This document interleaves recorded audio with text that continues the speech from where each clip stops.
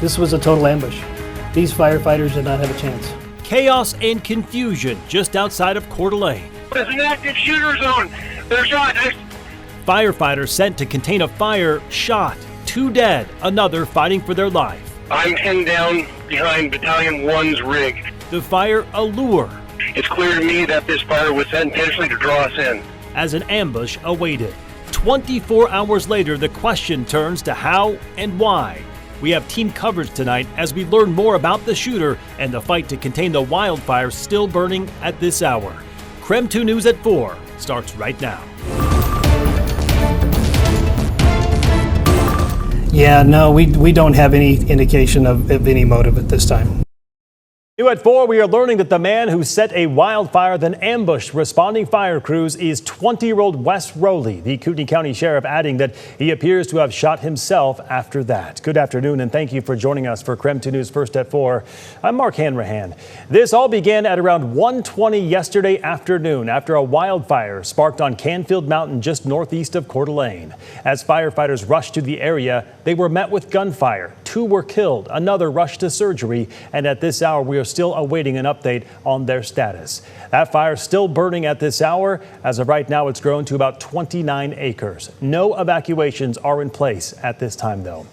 We have team coverage tonight as we learn more about the shooter and how the Coeur d'Alene community is mourning the loss of 2 of their own as a third fights for their life. We are also awaiting a press conference from the Kootenai County Fire and Rescue. We understand that is beginning now, so let's take a listen in. Ask the mayor of Coeur d'Alene to say something.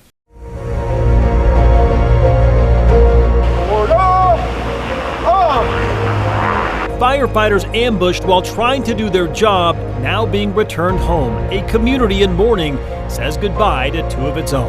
Today we are sitting in pain together. As a third firefighter fights for his life. To know that there's that hatred in the world is really upsetting. We are spread out across the region tonight as the search for answers presses on.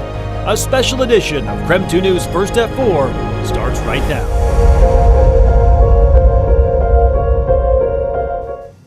Good evening and thank you for joining us for KREM 2 News First at 4. I'm Mark Hanrahan.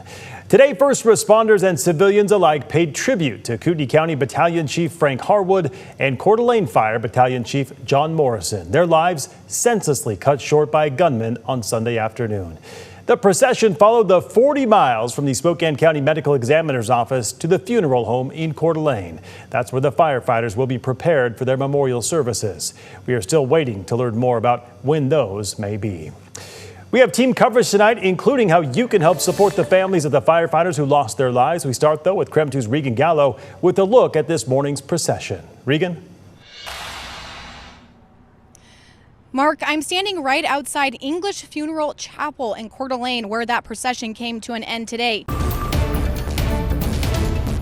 One man shouldn't decide what 4 souls are worth. The search for justice for 4 murdered University of Idaho students reaches a sudden end. Are you pleading guilty because you are guilty? Yes. Bryan Kohberger pleading guilty to save his own life. The parents of the murdered students split. There is no closure. You know, nothing we can do or say or anything is going to change what's going to happen to that individual. We take a look at the investigation more than 2 years in the making and the 4 young lives lost. A special edition of KREM 2 News First at 4 starts right now. 962 days after 4 University of Idaho students were brutally murdered in their off-campus home, Bryan Kohberger admitted that he committed the crimes. Good afternoon and thank you for joining us for KREM 2 News First at 4.